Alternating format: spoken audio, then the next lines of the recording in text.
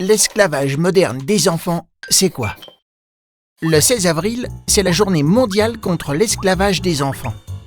Une journée créée en 1995, après la mort d'Iqbal, un enfant pakistanais tué alors qu'il n'avait que 12 ans, parce qu'il dénonçait les mauvais traitements que lui et d'autres enfants avaient subis. À 4 ans, Iqbal a été vendu par sa famille à des adultes qui forçaient des enfants à travailler. Il a été acheté comme une marchandise et exploité comme un esclave.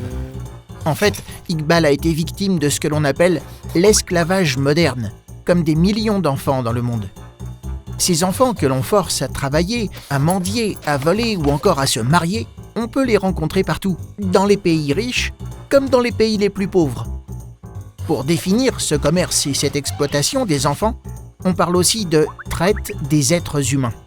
Ces enfants victimes de traite s'appellent aujourd'hui Dimitri, Rafi ou Fatou.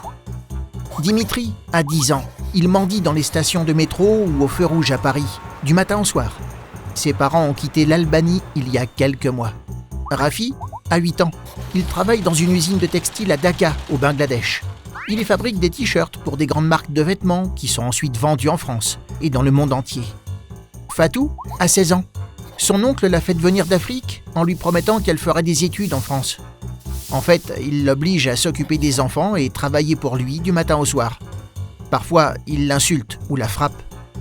La Convention internationale des droits de l'enfant a conduit les États à mieux protéger les enfants contre toute forme d'exploitation et de violence.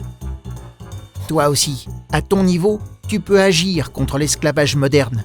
Par exemple, en vérifiant qui a fabriqué les vêtements que tu aimerais porter, ou encore en parlant autour de toi de ce que tu viens de découvrir.